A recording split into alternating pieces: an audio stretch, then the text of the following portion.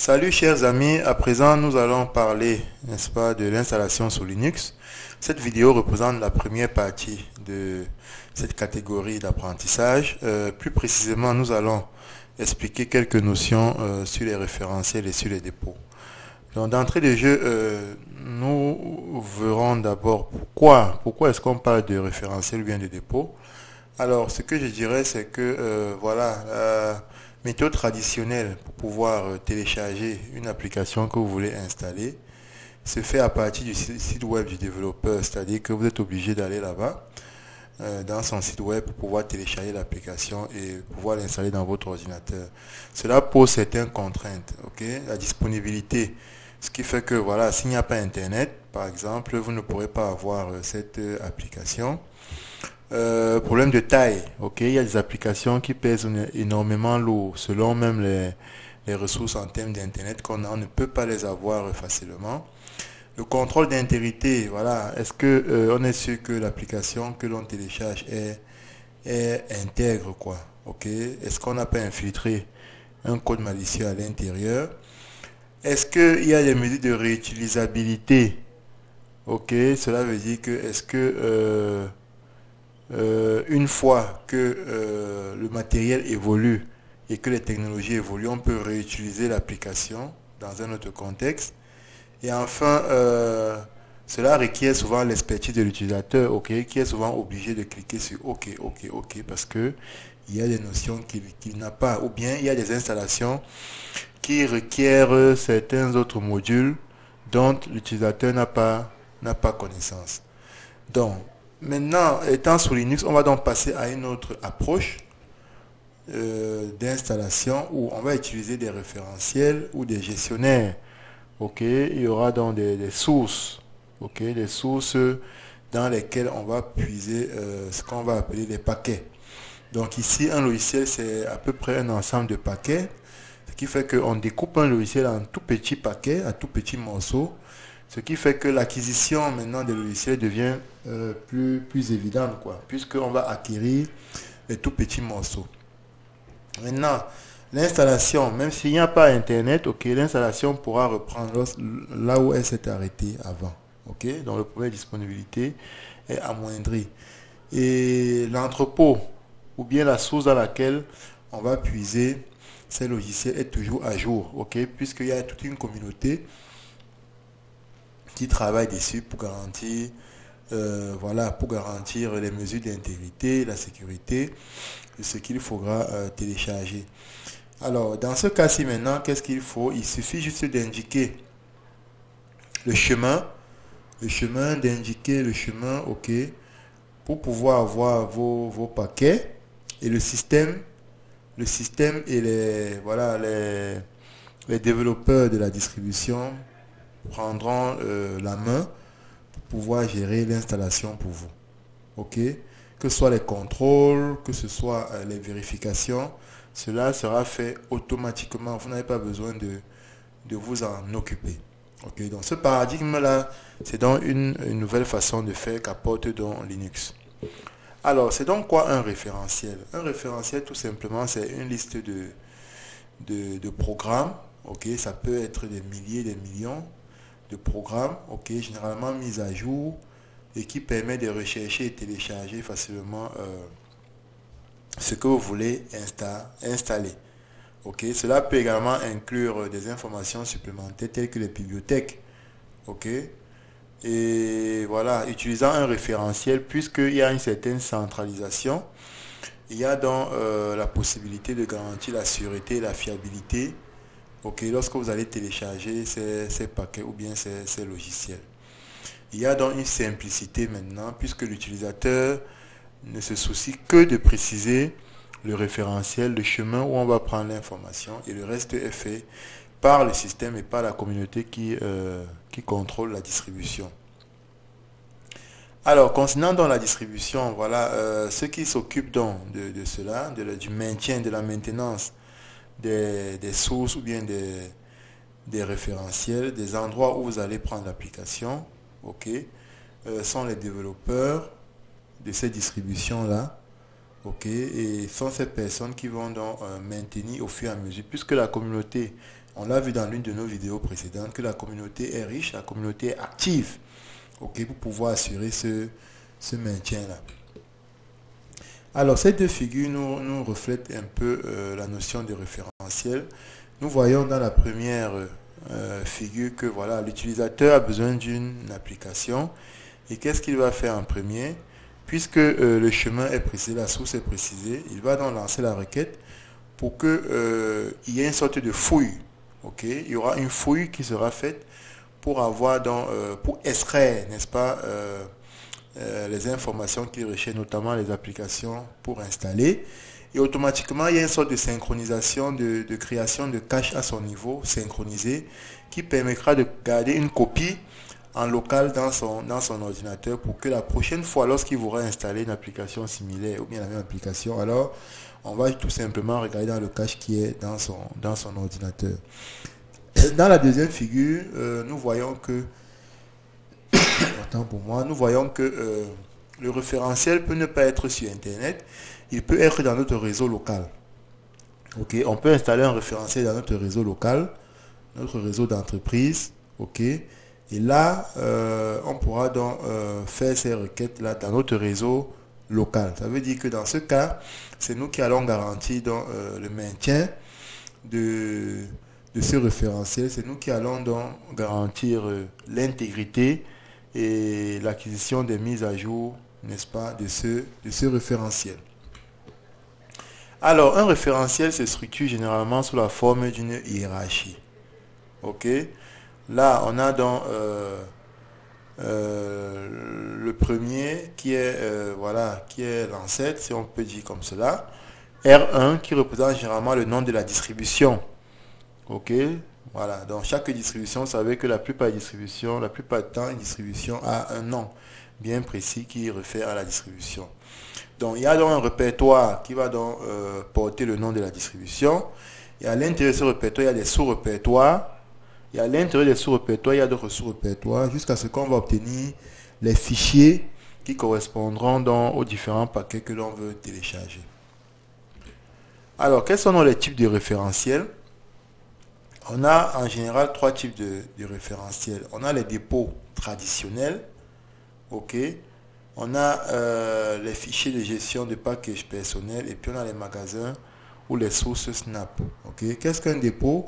Un dépôt, c'est un endroit où on peut donc trouver ces paquets, ok, prêts à l'emploi. Ok. Ça peut être des paquets binaires de type DEB s'il s'agit des distributions basées sur Debian, ou bien RPM s'il s'agit des distributions basées sur Red Hat.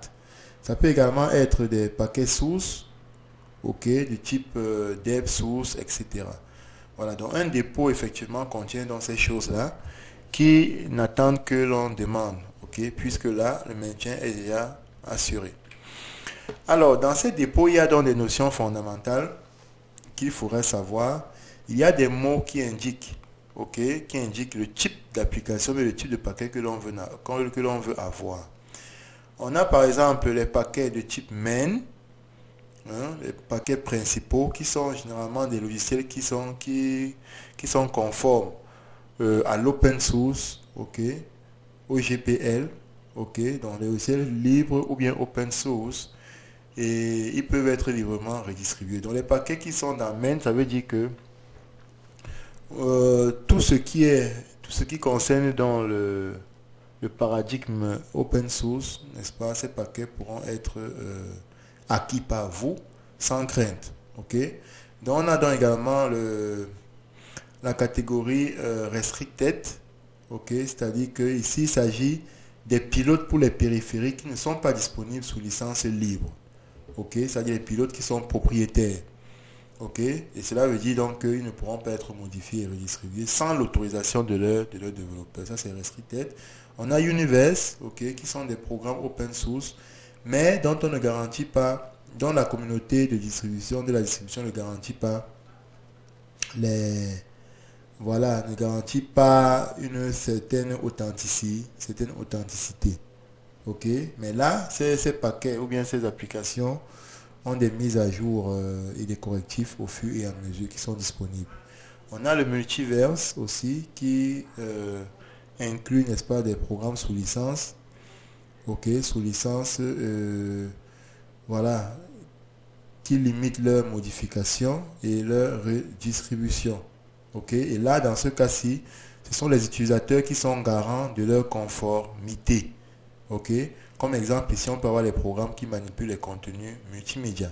Parce que ces programmes auront besoin d'installer, par exemple, des codecs ou bien des informations venant d'autres propriétaires. On a également la catégorie canonical, ok, ici qui vient mettre un accord entre les développeurs du programme et ceux qui maintiennent la distribution. Ok. Et là, la mise à jour, correction des bugs, ok, et les problèmes de sécurité ne sont pas garantis. Maintenant, nous avons donc les PPA, Personal Package Archive. Donc, ici, ils permettent tout simplement aux développeurs et aux utilisateurs, n'est-ce pas, de créer leur propre référentiel. Pourquoi? Parce que ça prend beaucoup de temps, n'est-ce pas? Ça prend beaucoup de temps à la communauté de vérifier un paquet que l'on veut mettre dans un référentiel. Donc du coup, avec les PPA, on a la possibilité d'avoir une application qui n'est pas passée par le contrôle de la distribution. On a maintenant enfin ce qu'on appelle les snaps. Les snaps qui sont tout simplement des applications autonomes s'exécutant dans un sandbox. Ok, avec un accès médiatisé au système. Tout simplement, les snaps ont d'autres extensions. Ce sont des applications qui n'ont pas les mêmes extensions que les applications de la distribution Linux, mais qui sont contraints à des mesures de sécurité de leur concepteur. Et puis maintenant, il y a une sorte de couche qui va permettre donc qu'on les installe donc dans nos distributions Linux de manière sécurisée. De plus en plus, ce concept-ci est utilisé, est adopté par les distributions Linux dû sûrement à la robustesse de la sécurité, n'est-ce pas, qui entoure, n'est-ce pas, les applications lorsque vous installez.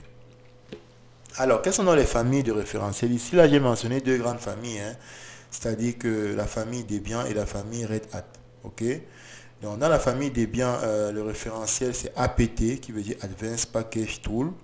Ok? Et là, les fichiers référentiels se trouvent dans /etc/apt, et le fichier de configuration, c'est /etc apt source.list. Vous pouvez l'ouvrir pour voir ce qu'il y a à l'intérieur. Mais de toutes les façons, dans la prochaine vidéo, on verra des détails dessus. On a également la famille Yum, Yellow Dog Updater Modify, qui appartient à Red Hat, qui a été remplacé par DNF, Identify Yum, ok, dont les fichiers référentiels se trouvent dans etc yum repos.d et le fichier de configuration c'est etc yum.conf. Alors, prenons à présent un exemple. Là, nous voyons un référentiel, une ligne qui correspond à un référentiel. Ok, on va un peu expliquer chaque partie du référentiel. On a le premier mot qui est deb. Cela veut dire que c'est un paquet binaire Debian. Ok, paquet binaire Debian. Ensuite, on a le chemin URI qui est le chemin, n'est-ce pas, qui va nous diriger vers le dépôt où se trouveront, n'est-ce pas, les paquets ou les logiciels. Ensuite, on a Disco. On a Disco qui est le nom de la distribution Ubuntu 19.4. Ok.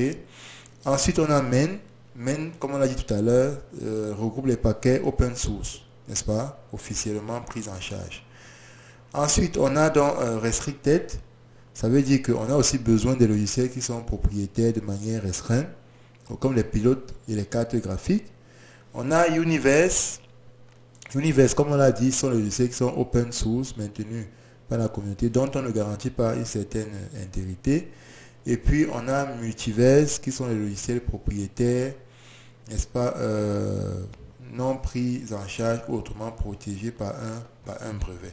Donc, vous voyez donc que là, c'est une ligne de référentiel qui lui donne beaucoup d'informations, ok, sur l'endroit où est-ce qu'on va aller puiser. Donc, cela veut dire donc que lorsque on va vouloir installer une application, alors le système va se charger de fouiller dans tous ces répertoires, ces sous-répertoires. Ça veut dire qu'il y aura un grand répertoire Disco, dans lequel il y aura main, il y aura un sous-répertoire main, un sous-répertoire restricted, un sous-répertoire universe, un sous-répertoire multiverse. Donc, lorsque vous allez vouloir installer une application, alors le système va fouiller dans tous ces dépôts, dans tous ces répertoires, pour pouvoir subvenir à votre besoin.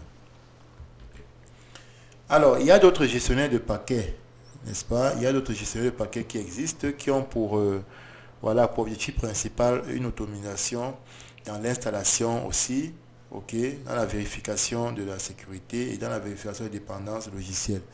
Ces gestionnaires sont pour Red Hat RPM, Red Hat Package Manager. Donc RPM appartient donc à la famille Red Hat et dérivés. On a DPKG qui appartient à la famille Debian et dérivés. Il y a donc d'autres gestionnaires de paquets qui sont existants pour d'autres familles comme Portage, Image, Pacman ou OPKG. Donc ces outils, n'est-ce pas, seront utilisés, n'est-ce pas, dans les prochaines vidéos lorsqu'on va passer à la deuxième partie de l'installation des paquets qui concerne purement les commandes, comment est-ce qu'on installe un paquet du début jusqu'à la fin.